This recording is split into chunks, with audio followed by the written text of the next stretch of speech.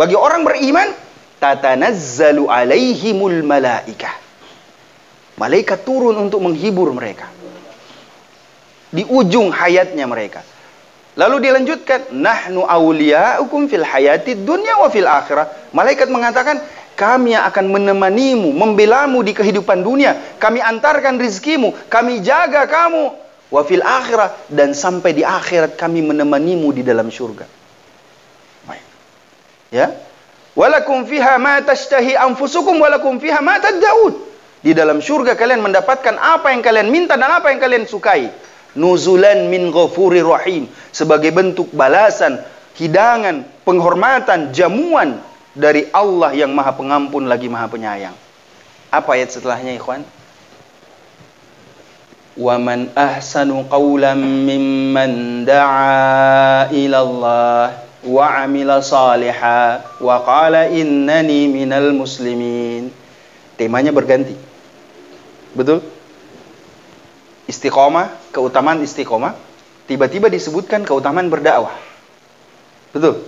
Nah, kawan sekalian, di bangku kuliah kita diajari ada ilmul munasabat. Munasabatul ayah wa ayatil ukhra. Munasabatu bainas suwar, bainas surah wa suwaril ukhra. Ada kesesuaian antara ayat dengan ayat setelahnya, surah dengan surah setelahnya dan sebelumnya. Perhatikan ayat ini, seakan-akan tema berganti, padahal tidak, kata para ulama kita. Ajarannya apa? Pesannya apa? Satu-satunya jalan yang paling kuat untuk bisa istiqomah apa? Berdakwah. Setelah dijelaskan keutamaan istiqomah, tiba-tiba berganti temanya. Wa man ahsanu qawlan mimman da'a ila Allah. Nah, di ayat, perhatikan ya, coba lihat struktur ayatnya. 30. Innal ladzina qalu, sesungguhnya orang-orang yang mengatakan, berkata. Lalu pada ayat yang ke-33 Allah mengatakan, wa man ahsanu qawlan.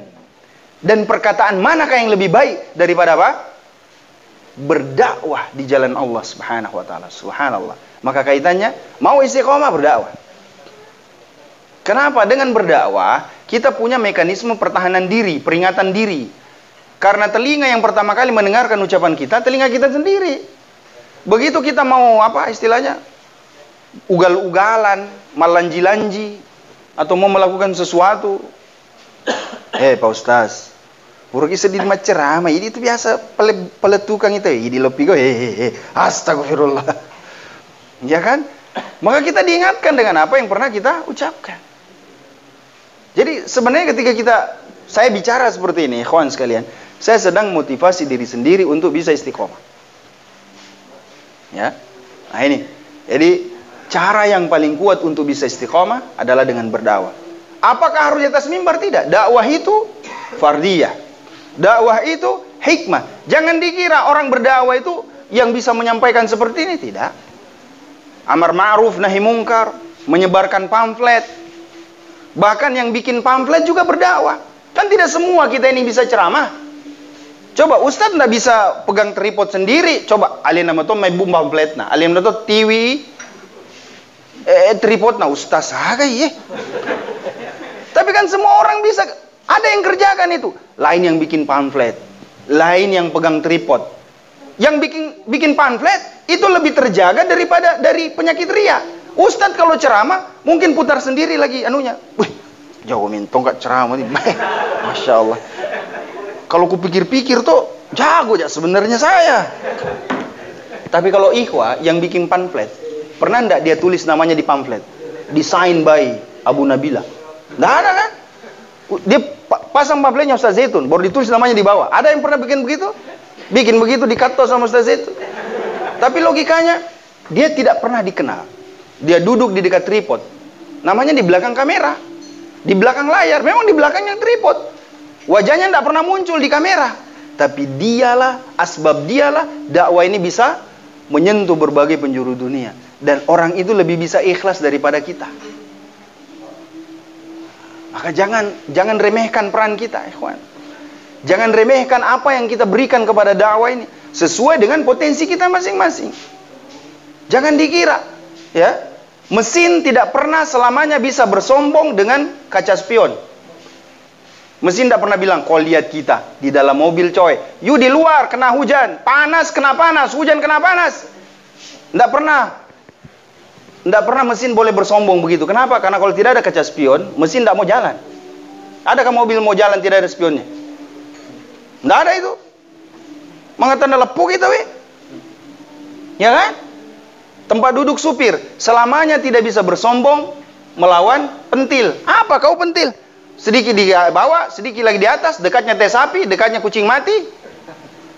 Kau lihat kita, oh tempat duduknya bos. Selamanya kursi penumpang tidak pernah bersombong melawan pentil. Pentil, kenapa? Karena kalau tidak ada pentilnya mobil, tidak ada mobil yang bisa jalan. Logika berjamaah seperti itu. Tidak ada yang tidak punya peran di antara kita. Maka berikan peran terbaik kita. Makanya ketika Rasulullah SAW, tukang sapunya Masjid Nabawi, seorang nenek-nenek tua meninggal, Rasulullah mendatanginya dan mensolati jenazahnya, memimpin ribuan orang sahabat. Coba, tukang sapu. Kenapa? Coba bayangkan kalau Rasulullah pulang ke kota Madinah, dapati Masjid Nabawi kotor, kan tidak enak perasaan. Maka lihat, bangunan dakwah itu saling membutuhkan antara satu dengan yang lain. Ustadz Hasan tidak bisa bekerja sendiri, tidak bisa. Dia harus dibantu. Begitupun ikhwah yang lain tidak bisa bekerja sendiri. Dia menjadi satu kesatuan. Dan tidak ada satupun yang boleh merasa pangkat saya yang paling tinggi. Atau ada yang merasa biar saya pergi karena tidak dibutuhkan. Tidak. Pernah dengar kisah 3 orang yang tidak ikut perang Tabuk? Siapa? Ka'ab bin Malik, Murarah bin Rabi, dan Hilal bin Umayyah Al-Waqifi. 3 orang. Berapa orang yang ikut? 30.000 orang. Bayangkan, berapa bandingannya? 30.000 orang dibanding 3 orang. 3 orang yang ikut, tidak ikut. Yang ikut 30 orang, 30.000 orang. Rasulullah marah sekali. Marah sekali. Sampai dibombek 50 hari. Pernah kan dengar kisahnya? Nah sekarang, apa pengaruhnya kira-kira 30.000 dibandingkan ketidakhadiran 3 orang? Pelajarannya adalah, dalam cara pandang Rasulullah SAW, ketidakhadiran seorang ikhwan, seorang kader di dalam barisan perjuangan, itu pasti punya pengaruh. Paling tidak, para sahabat bertengkar. Ada sahabat bilang, kalau sudah ketemu istrinya itu tidak pergi itu. Lalu tampillah Talha bin Ubaidillah, la wallah, ma'alimnahu illa khaira, ma'alimna minhu illa khaira. Tidak, demi Allah, saya tidak mengetahui dari ketiganya kecuali mereka adalah pejuang-pejuang kebaikan. Mereka adalah ahli kebaikan. Makanya di sini kaidah juga. Kalau ada ikhwah yang cerita jelek ikhwah yang lain, tampil untuk bela dia. Jangan susah, begitu memang. Ya, maaf komentar. Antum harus tampil untuk membela. Jadi ketiga orang ini dicerita sama sebagian orang. Oh memang itu 3 orang. Di negara apa itu? Lalu Talha bin Ubaidillah, lah jangan bilang begitu. Murarah dan Hilal ini adalah pahlawan Badar. Sementara Ka'ab bin Malik pahlawan perjanjian Hudaybiyah. Sahabat senior ini tanfiz ini. Jangan macam-macam. Ya. Ini ikhwan sekalian yang dirahmati oleh Allah Subhanahu wa taala, semoga bermanfaat.